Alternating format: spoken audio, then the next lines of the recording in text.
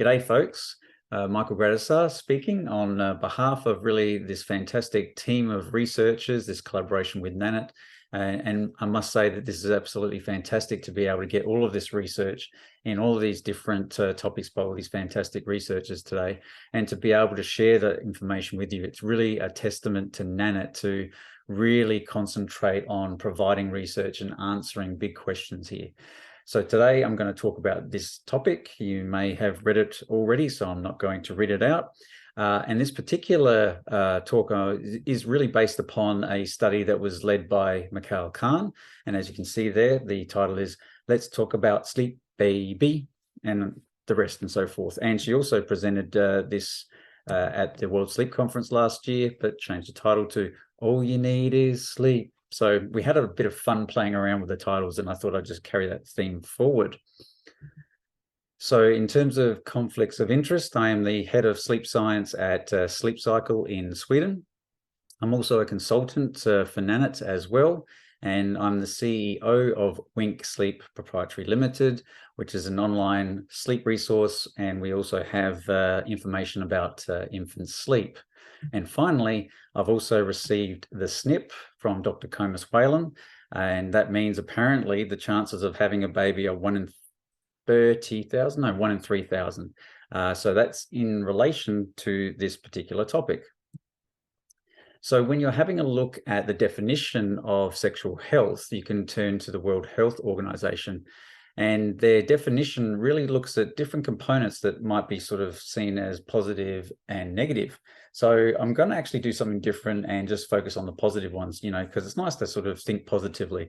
And as scientists, we don't get to do that. We have to look at all of the data and so forth. So I'm just going to focus on the positive aspects of this definition, which include that sexual health is a state of physical, emotional, mental, and social well-being in relation to sexuality. It requires a positive and respectful approach to sexuality and sexual relationships. And it really acknowledges the sexual rights of all persons and that they must be respected, protected, and fulfilled. And what's interesting when you look at this definition and other definitions within this domain, whether it's sexual activity and so forth, that there's actually no mention of sexual activity leading to one of these little critters, which I found actually quite fascinating. So if you look further at the World Health Organization website, there are also recommendations when it comes to sleep of little ones. And this is the latest addition to that.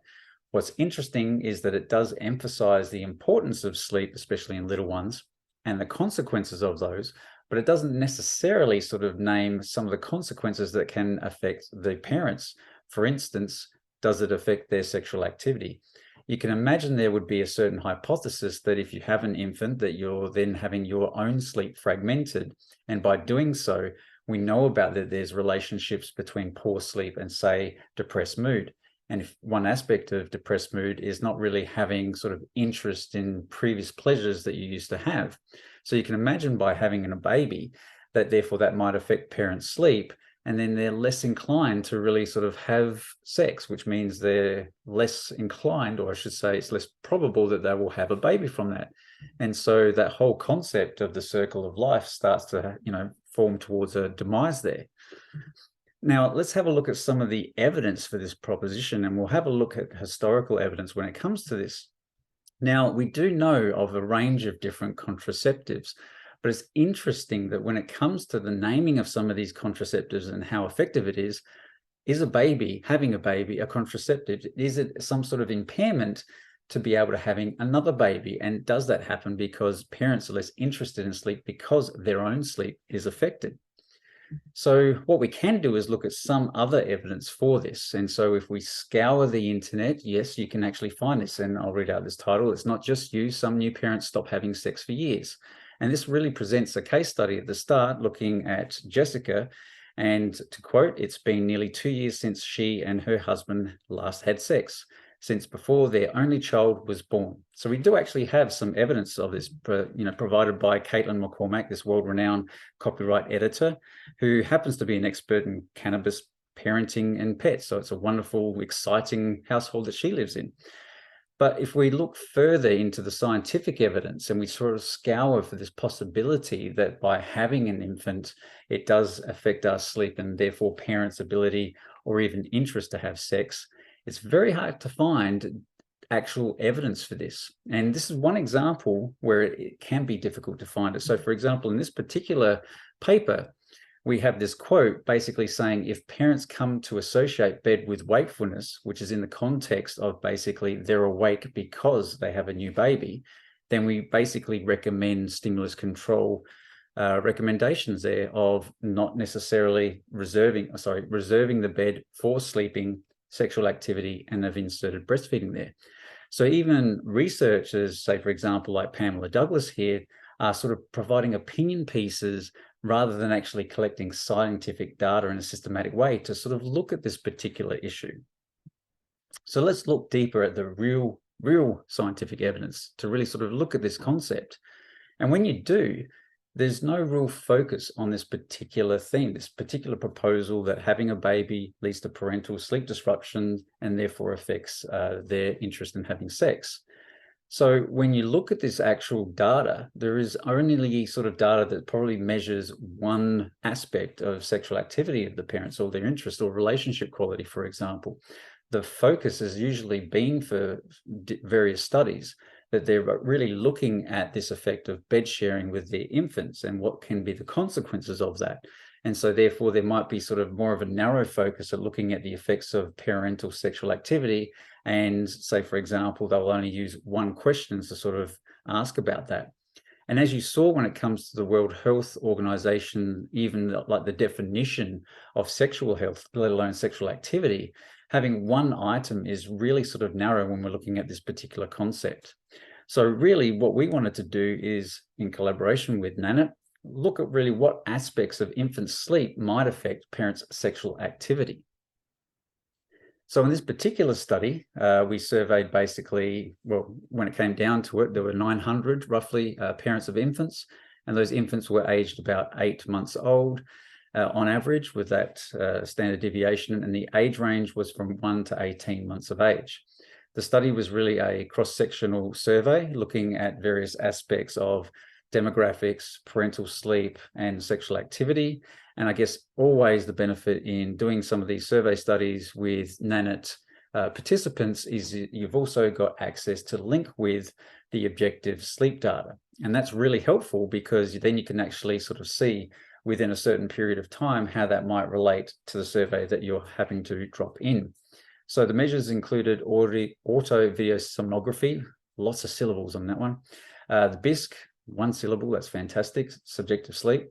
Parent sexual activity, parent relationship satisfaction, parent sleep, parent mood, and demographics. So what we're trying to do here is really sort of cover our bases. And again, back to that whole thesis, is it the case by having a new baby that's going to disrupt the parent's sleep, what aspects of parent sleep can then be linked to their sort of changes, or at least sort of dropping of sexual activity, interest in having sex and so forth, and even relationship quality, and is even mood a part of this sort of equation as well, as I mentioned before. So I'll focus on really a few of the main results and really come up with the conclusions from these results. Now, the first one is really a descriptive one here, where the frequency of sexual activity in the sample was around about sort of 4 times per month, almost like once a week. So really, you know, if you're going to have a baby, it's almost like you need to book it into your calendar. Secondly, now, when you look across the age span, so just as a reminder, we surveyed parents of infants from 1 month to 18 months of age. We found that sexual activity significantly increased with infant age. However, it only really increased significantly in those first 6 months. So as the baby's aging and as it's developing, it's basically homeostatic sleep pressure starts to develop, its circadian clock starts to develop. So you see that sort of decrease significantly in infant sleep, wakefulness, I should say. And therefore, if the infant is getting more sleep, waking up less, then probably that's helping to have parents having more sex. But what happens is that after 6 months of age, then there's a bit of a plateau after that. So the effect seems to happen within that sort of first 6 months. And then finally, when looking at, okay, what aspect of parental sleep might have been related to sexual activity, Now, again, just to remind you that, there can be multiple aspects of sleep that can be affected and therefore sort of affect mood. So for example, is there a reduction in total sleep time? Is it the fragmentation of sleep? Is it the fact that parents are waking up and then that's affecting their mood, affecting their interest in having sex and so forth? Interestingly, it wasn't necessarily just that. It was the fact that it wasn't just parents waking up during the night and having broken sleep, and that was related to sexual activity.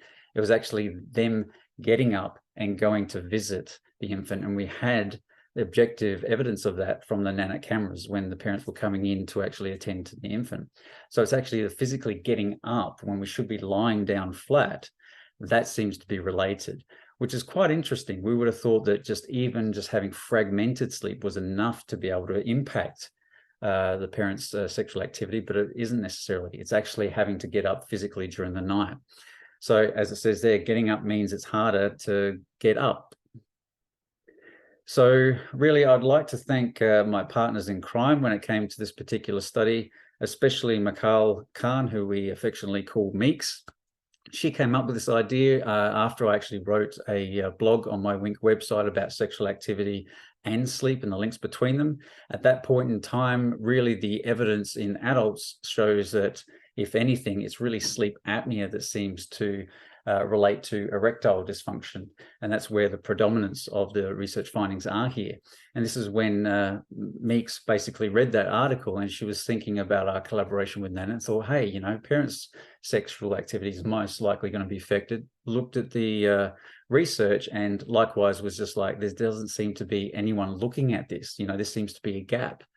And again, this can be the danger if we don't systematically collect data. As you saw with that opinion piece, you could actually lead towards different hypotheses and then just assume that that's what's happening without collecting data to really sort of support that idea.